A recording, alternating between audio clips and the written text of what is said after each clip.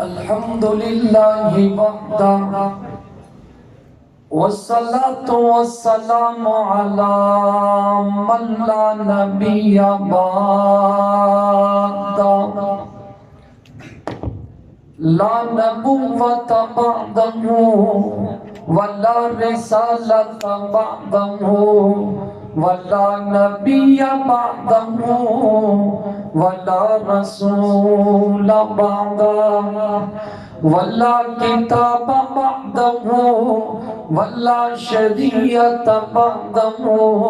ولا منصوص بعده ولا معصوم بعده ولا طريق بعده ولا سبيل بعده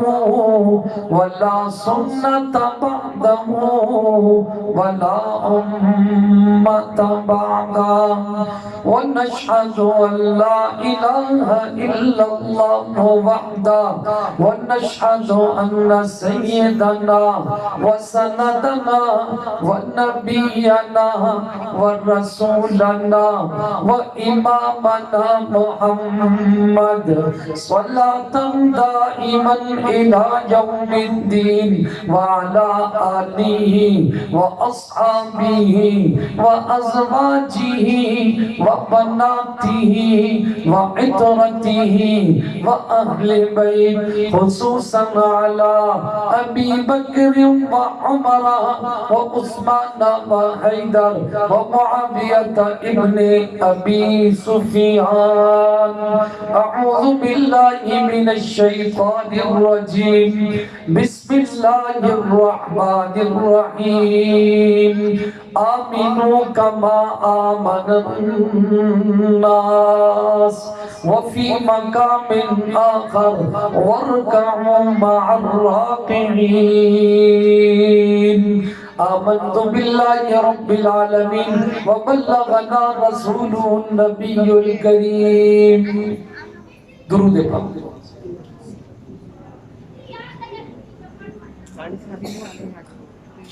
واجب التعظیم و تکریم گرامی قدر حاضرین اور سامعین اسٹیج پر تشریف فرما معزز علماء کرام حاضرین مجلس میں معززین علاقہ عمائدین علاقہ آج کا یہ خوبصورت پروگرام بزم شیخ الحدیث شیخ العرب والعجم حضرت علامہ مولانا سلیم اللہ خان رحمت اللہ علیہ تعالی علیہ کے زیر اہتمام استقبال رمضان اور آپ حضرات کا اس خوبصورت پروگرام میں آنا مجھ سے قبل ناخواں شعراء اور بالخصوص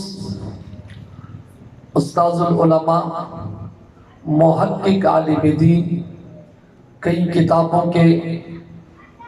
مؤلف اور مصنف اور آپ حضرات کے علاقے کی جانی پہچانی جامع شخصیت حضرت مولانا مفتی نعمان صاحب دامت فیوزہم عالیہ بڑے مدلل انداز میں گفتگو فرما رہے تھے گویا کہ کتابیں ان کے سامنے کھلی ہوں اور وہ ان کتابوں سے آپ حضرات کو حوالہ جات واقعات اور آپ حضرات کو ان سے نکلنے والی حکمت اور نصائح بیان کر رہے تھے میرے بعد انشاءاللہ قائد کراچی خطیب اسلام ہمارے اور آپ کا فخر ہمارے اور آپ کی عزت اور آبرو محقق عالم دین مناظر اسلام حضرت علامہ مولانا رب نواز حنفی صاحب دامت برکاتہم عالیہ انشاءاللہ مفصل خطاب فرمائیں گے انتہائی واجب الاحترام دوستوں اور بزرگوں اگر اسلام کا خلاصہ دیکھا جائے تو اسلام کا خلاصہ یوں بنتا ہے کہ اللہ رب العالمین کی عبادت کرنا اور اسی طرح اللہ کے مخلوق کی خدمت کرنا، اور بلکہ یوں بھی کہا جا سکتا ہے اسلام دو بنیادوں پر کھڑا ہے، ایک کو عقائد کہا جاتا ہے اور ایک کو عبادت کہا جاتا ہے، اور پھر عبادت کے اندر بھی معاملات یوں ہے کہ ایک کو حقوق اللہ کہا جاتا ہے، ایک کو حقوق العباد کہا جاتا ہے۔ ان دونوں بنیادوں پر اسلام کی عبادت ہے، یعنی آپ کا عقیدہ بھی وہی عقیدہ ہونا چاہیے جو عقیدہ آپ کو قرآن اور سنت نے بیان کیا، اور آپ کا عقیدہ قرآن اور سنت کے مطابق ہونا چاہیے۔ مسئلہ توحید ہے، قرآن اور سنت نے رب کی توحید کے بارے میں کیا ہدایات دی ہے، کس عقیدے کو بیان کیا، وہ عقیدہ آپ کے اور میرے دلوں میں ہونا چاہیے۔ اگر بات عقائد کی جائے، پھر ان عقائد کے اندر پاک پیغمبر کی رسالت، تمام انبیاء کی رسالت کی بات آتی ہے۔ قرآن اور سنت نے حضرات انبیاء علیہ السلام کے بارے میں کس قسم کے عقیدے کی بات کی ہے، اور پھر اسی طرح اگر بات عقائد میں آئے تو اللہ کے فرشتوں کے مطابق کیا عقیدہ ہونا چاہیے۔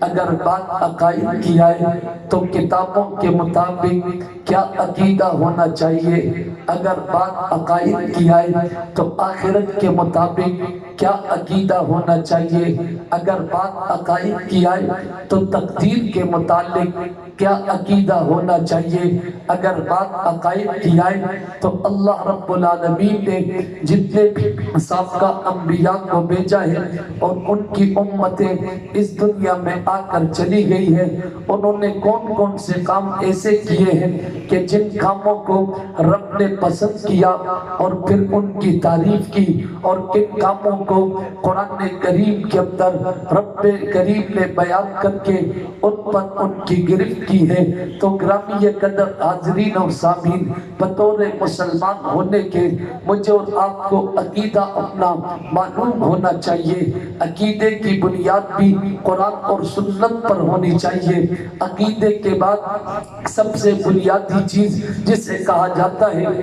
وہ ہے عبادت، اور عبادت کے اندر بھی دو قسم کی عبادتیں ہیں۔ ایک عبادت وہ ہے جس کو حقوق اللہ کہا جاتا ہے، ایک عبادت وہ ہے جس کو حقوق العباد کہا جاتا ہے، یعنی اللہ رب العالمین کی ذات کو راضی کرتا ہے، عبادت کے ساتھ راضی کرتا ہے، اللہ کی مخلوق کو راضی کرتا ہے، جناب خدمت کے ساتھ راضی کرتا ہے، رب کریم کی ذات کو راضی کرتا ہے، عبادت کے ساتھ کرتا ہے۔ ان عبادات کے اندر پہلا نمبر نماز کا آتا ہے، رب کی ذات کو راضی کرتا ہے، اس کے سامنے سجدہ کرتا ہے، رب کی ذات کو راضی کرتا ہے۔ اگر حکم آپ کے بات کی طرف آئے، آپ نے زکوٰۃ دے کر رب کو اپنے مال سے راضی کرتا ہے، اگر رب کی ذات کو راضی کرتا ہے پھر اس کے راستے میں چلتا ہے، حج کا فریضہ ادا کرتا ہے، اگر رب کی ذات کو راضی کرتا ہے پھر رب کریم نے سال بھر میں آپ پر مجھ پر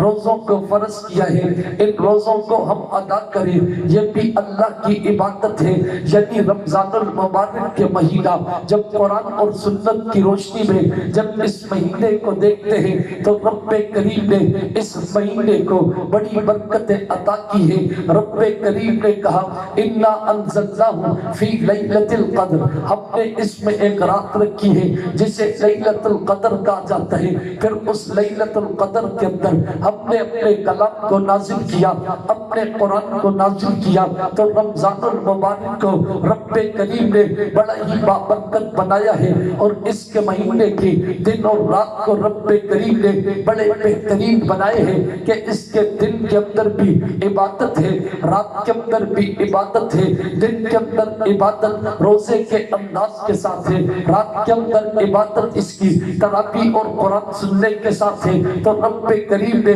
اسلام کے عقائد کے بعد اسلام کی جو عبادات ہیں ان عبادات کے اندر رمضان المبارک کے روزے کو بھی بڑی خاص اہمیت حاصل ہے، اس روزوں کو بھی بڑا مقام اور مرتبہ حاصل ہے۔ گویا کہ رمضان المبارک کے مہینے کا تعلق پورے سال کے اندر صرف رمضان کے مہینے کے ساتھ ہوتا ہے۔ اس مہینے کے اندر آپ نے عبادت کرنی ہے، اس مہینے کے اندر آپ نے رب کو راضی کرنا ہے۔ پھر اس مہینے کے اندر کن کن چیزوں کی طرف اسلام نے رہنمائی کی ہے، ان میں پہلا فریضہ تو روزے کا فریضہ ہے کہ آپ نے روزہ رکھنا ہے۔ پھر دوسری طرف آپ کی رہنمائی یہ کی ہے کہ جناب آپ نے تراویح کے اندر رب کا قرآن سننا ہے۔ یہ تو عبادت ہے، ان کے ساتھ ساتھ رب کریم نے اس کی سحری کو بھی عبادت بنا دیا ہے، اس کے افطاری کو بھی عبادت بنا دیا ہے، سحری کے وقت کی دعاؤں کو بھی اللہ نے مقبول قرار دیا، افطاری کے وقت کی دعاؤں کو بھی رب نے مقبول قرار دیا۔ پھر اس مہینے کے دن کو جب آدمی روزہ رکھتا ہے، اس روزے دار کے روزے پر رب بڑا فخر کرتا ہے کہ جب دسترخوان پر کھانا پڑا ہوتا ہے اور آدمی کے سامنے جب گرمی کی شدت میں شربت اور پانی موجود ہے، بھوک کے عالم کے اندر اس کے سامنے کھانا موجود ہے، بھوک کے عالم کے اندر اس کے سامنے کھانے پینے کی مختلف رنگ کی اشیاء موجود ہے، ایسے عالم کے اندر یہ بندہ پانی کو ہاتھ نہیں لگاتا، کھجور کو ہاتھ نہیں لگاتا، کھانے کو ہاتھ نہیں لگاتا، پینے کو ہاتھ نہیں لگاتا۔ اس کی وجہ کیا ہے؟ اس کی وجہ یہ ہے اب رب کا حکم نہیں آیا، رب کا حکم نہیں آیا، اس وجہ سے پانی کو ہاتھ نہیں لگاتا، باوجود پیاس لگی ہے کھانے کو ہاتھ نہیں لگاتا، باوجود بھوک لگی ہے کیونکہ رب کا ابھی حکم نہیں آیا۔ پھر جب رب کا حکم آتا ہے یعنی مغرب کا وقت ہو جاتا ہے، منادی اللہ کا مؤذن جب اذان دینے لگتا ہے، یہ اپنے ہاتھوں کو بڑھا دیتا ہے پانی کی طرف یا اپنے ہاتھ کو بڑھاتا ہے کھانے پینے کی طرف۔ یہ وہ وقت ہوتا ہے کہ جب رب اپنے ان بندوں پہ بڑا فخر کرتا ہے کہ صبح سے لے کر شام کے وقت تک یہ کھا سکتے تھے لیکن کھایا نہیں، کیونکہ حکم نہیں تھا۔ یہ پی سکتے تھے لیکن انہوں نے پیا نہیں کیونکہ حکم نہیں تھا۔ اور عام ایام کے اندر آدمی صبح سے لے کر شام تک کھاتا بھی ہے، شام تک پیتا بھی ہے، لیکن رمضان کا مہینہ ہے، کھانے پینے کی چیزیں سامنے موجود ہے، یہ کھاتا نہیں ہے، یہ پیتا نہیں ہے کیونکہ رب کا ابھی حکم آیا نہیں ہے۔ جب رب کا حکم آتا ہے یہ کھانے کی طرف ہاتھ بڑھاتا ہے، یہ پانی کی طرف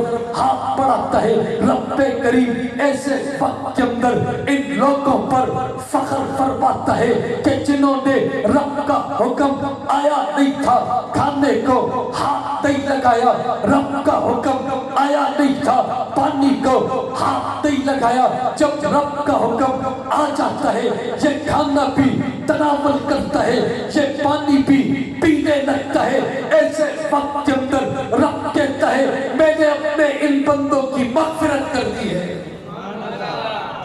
ان کی مغفرت ہو چکی ہے، کیونکہ کھانے پینے کی چیزیں سامنے میرے حکم کا انہیں انتظار ہے۔ گرامی قدر حاضرین اور سامعین، میں عرض یہ کر رہا تھا کہ نماز کی جو عبادات ہے، عبادات کے اندر نماز ہے، روزہ ہے، زکوٰۃ ہے، حج ہے، اور ان میں ایک رمضان المبارک ہے، اور رمضان المبارک کا روزہ بھی ہے۔ رمضان المبارک کا روزہ یہ مستقل عبادت ہے، اور رمضان کا پورا مہینہ یہ مستقل برکات ہے۔ یعنی رمضان المبارک کا مہینہ پہلی تاریخ سے لے کر آخری تاریخ تک اس کے صبح کے اندر بھی برکتوں کا نزول ہے، اس کی شام کے اندر بھی برکتوں کا نزول ہے، اس کے دن اور دوپہر میں بھی برکتوں کا نزول ہے، اس کی عصر اور مغرب میں بھی برکتوں کا نزول ہے۔ یہ پورا وقت ایسا ہے کہ اس وقت کے اندر رب کریم کی ساتھ اس بندے کے ہر عمل کو عبادت پہ شمار رب کر دیتی ہے، اور یہ وہ مہینہ ہے کہ رب کریم اپنے بندوں کی دعاؤں کو اس مہینے کے اندر قبول کرتی ہے۔ یہ وہ مہینہ ہے کہ جس مہینے کی خبر پاک پیغمبر محبت نے دی ہے یہ وہ مہینہ ہے کہ جس کا انتظار محمد کریم کو تھا، یہ وہ مہینہ ہے کہ جس مہینے کے اندر محمد کریم نے اپنے بستر کو چھوڑ دیا تھا۔ پاک پیغمبر پورے مہینے آپ آرام کے لیے تشریف نہ لاتے تھے، آپ بستر کے اوپر آرام نہ کرتے تھے، بلکہ اس مہینے کی ساری رات اللہ کے حضور آپ عبادت کرتے تھے، اللہ کے حضور آپ کا سجدہ ہوتا تھا، اللہ کے حضور آپ کی دعا ہوتی تھی، اللہ کے حضور آپ کا قیام ہوتا تھا۔ یہ وہ عظیم الشان مہینہ ہے کہ جس مہینے کو رب کریم نے برکت والا مہینہ قرار دے دیا، یہ وہ مہینہ ہے کہ جس مہینے کے ہر آن اور گھڑی کو رب کریم نے برکت والا قرار دے دیا، یہ وہ مہینہ ہے کہ جس مہینے کی برکت کی وجہ سے، جس مہینے کی عبادت کی وجہ سے رب کریم نے اس امت کو تمام کی تمام امتوں کے اوپر فضیلت عطا کر دی، امتوں کے اوپر مقام عطا کر دیا، امتوں کے اوپر رب کریم نے فضیلت اور مقام اور مرتبہ عطا کر دیا۔ نعرہ تکبیر، نعرہ تکبیر۔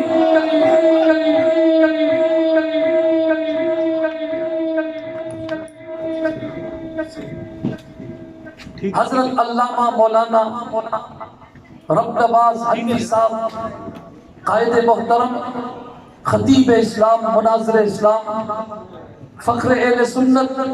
ہمارے اور آپ کی عزت اور آبرو سٹیج پر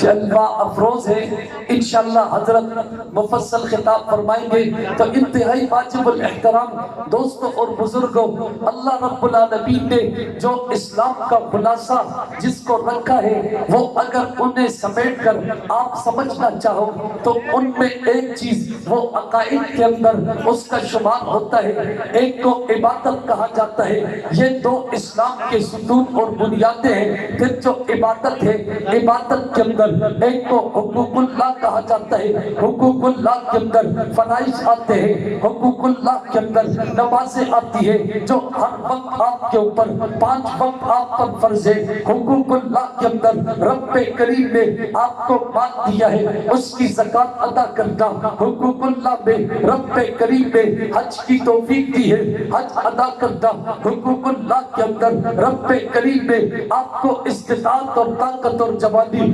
قوت دی ہے، آپ نے رمضان المبارک کے روزے رکھتے ہیں۔ یہ 5 جو عبادات ہیں یہ اسے اسلام کی بنیاد قرار دیا گیا ہے، اس پر اسلام کی عبادت کھڑی ہے۔ ان تمام کے تمام فرائض کے اندر ایک فریضہ تو نماز کا ہے جو ہم متوجہ ہوتا ہے، دن میں 5 وقت آپ اور میں اس کے مخاطب ہوتے ہیں۔ ایک فریضہ وہ ہے جو جس کے پاس مال ہوتا ہے سال میں ایک دفعہ حج کا فریضہ آتا ہے، ایک فریضہ اور ہے جسے زکوٰۃ کہا جاتا ہے، وہ بھی سال میں ایک طرف صاحب نصاب اور مالدار پر وہ متوجہ ہوتا ہے، اور ایک فریضہ روزے کا ہے، یہ روزے کا فریضہ بھی سال میں ایک دفعہ آپ اور میری طرف یہ متوجہ ہوتا ہے، اور آپ اور مجھے اللہ کے حکم پر کھانے سے روکتا ہے، پینے سے روکتا ہے، دیگر جیسی چیزیں جو منافی صوم ہے ان سے روکتا ہے۔ جب آپ ان عبادت کو کرتے ہو اور ان عبادات کو آپ ملحوظ رکھتے ہو تو رب کریم کی رضا کا آپ کے لیے اعلان ہوتا ہے۔ پھر حقوق العباد پہ پھر رب کریم نے والدین کے حقوق کو سب سے مقدم رکھا ہے، اس کے بعد رب نے رشتہ داروں کے حقوق کو اس کے بعد کا درجہ دیا ہے، اس کے بعد پھر آپ کے اڑوس اور پڑوس کا درجہ بدرجہ اس کی اہمیت ہے، درجہ بدرجہ اس کو آپ نے ادا کرتے ہوتے ہیں۔ یہ اسلام کا خلاصہ ہے، لیکن جب آپ اسلام کے اس خلاصے کو دیکھو گے تو رب کریم نے اسلام کی جو پہلی بنیاد ہے جسے رب کریم نے قرآن کے اندر بیان کیا، جس کو عقیدہ کہا جاتا ہے، تو رب کریم نے عقیدے کے باب میں کہا آمنو کما آمن الناس، ایمان لاتا ہے تو صحابہ کی طرح ایمان لے کر آتا ہے، صحابہ کی طرح ایمان لاؤ گے تمہارا ایمان قابل قبول ہوگا۔ رب کریم نے عقیدے کے باب میں کہا آمنو کما آمن الناس، صحابہ کی طرح طرح ایمان لے کر آؤ۔ علامہ ابن عساکر نے کہا آمنو کما آمن ابو بکر، ایمان لاؤ جس طرح ابو بکر ایمان لائے ہیں۔ آمنو کما آمن عمر، ایمان لے کر آؤ جس طرح عمر ایمان لے کر آئے ہیں۔ آمنو کما آمن عثمان، ایمان لے کر آؤ جس طرح عثمان اسلام لے کر آئے ہیں، ایمان لے کر آئے ہیں۔ آمنو کما آمن علی، ایمان لے کر آؤ جس طرح حضرت علی ایمان لے کر آئے ہیں۔ آمنو کما آمن سائر صحابہ من النبی صلی اللہ علیہ وسلم، تمام کے تمام پیغمبر کے صحابہ کی طرح ایمان لے کر آؤ، رب تمہارے ایمان کو قبول کر دے گا۔ اسلام کی دوسری بنیاد جسے عبادت کہا جاتا ہے، اس باب میں بھی کہا فَرْكَعُوا مَعَ الرَّاكِعِينَ، رکوع کرو رکوع کرنے والوں کے ساتھ۔ علامہ ادریس کاندھلوی علیہ رحمت نے کہا کہ جہاں رکوع مراد نہیں ہے، پوری نماز مراد ہے۔ اور رب کریم نے مع الراکعین میں رب کریم نے صحابہ کی طرف اشارہ کر دیا۔ علی لام یہاں پر آپ کا ذکر کر کے صحابہ کی جماعت کی طرف اشارہ کر دیا ہے کہ پاک پیغمبر کی امتیوں، ایک قیامت تک آنے والے مسلمانوں، تم نے عبادت بھی کرتی ہے، صحابہ کی طرح عبادت کرتی ہے۔ فَرْكَعُوا مَعَ الرَّاكِعِينَ میں اگرچہ رکوع کا ذکر ہے لیکن مراد اس سے پوری نماز ہے۔ یہاں رکوع کا ذکر صرف اس لیے کیا چونکہ یہود کی نماز کے اندر رکوع نہیں تھا، نصارہ کی نماز کے اندر رکوع نہیں تھا، صافیوں کی نماز کے اندر رکوع نہیں تھا۔ یہ رکوع پاک پیغمبر کی امت کی خاصیت اور خصوصیات ہے۔ پھر عبادت کے اندر رب کریم نے زکوٰۃ کا ذکر نہیں کیا، عبادت کے اندر روزے کا ذکر نہیں کیا، عبادت کے اندر اس آیات کے اندر حج کا ذکر نہیں کیا، عبادت کے اندر اس آیات کے اندر کسی اور نیکی کا ذکر نہیں کیا، بلکہ رب کریم نے اس عبادت کی جو بنیاد ہے اسے نماز کہا جاتا ہے۔ نماز عبادت کی بنیاد بھی ہے، نماز عبادت کے اندر سب سے افضل ترین بھی ہے، نماز عبادت کے اندر سب سے بہترین بھی ہے، نماز عبادت کے اندر محتم بشان بھی ہے۔ رب کریم نے صرف نماز کا ذکر کر کے تمام عبادات کی طرف اشارہ کر دیا ہے کہ قیامت تک آنے والے لوگوں اسلام کی بنیاد عقیدے کے اوپر ہے۔ عقیدہ بھی صحابہ کی طرح تم نے بتاتا ہوگا، عقیدہ بھی صحابہ کی طرح تم نے اپناتا ہوگا، ایمان صحابہ کی طرح تم نے لاتا ہوگا۔ اگر بات عبادت کی آئے گی تو صحابہ کی طرح طواف پڑھتی ہوگی، صحابہ کی طرح زکوٰۃ دیتی ہوگی، صحابہ کی طرح حج کرتا ہوگا، صحابہ کی طرح نماز پڑھتی ہوگی، صحابہ کی طرح روزہ رکھتا ہوگا۔ ایمان کے اندر بھی نبی کے صحابہ کو بنیاد قرار دیا، آئیت قرار دیا، مثال قرار دیا۔ عبادت کے اندر بھی پاک پیغمبر کے صحابہ کو بیان قرار دے کر اعلان کر دیا، ایمان بھی صحابہ والا، عبادت بھی صحابہ والی۔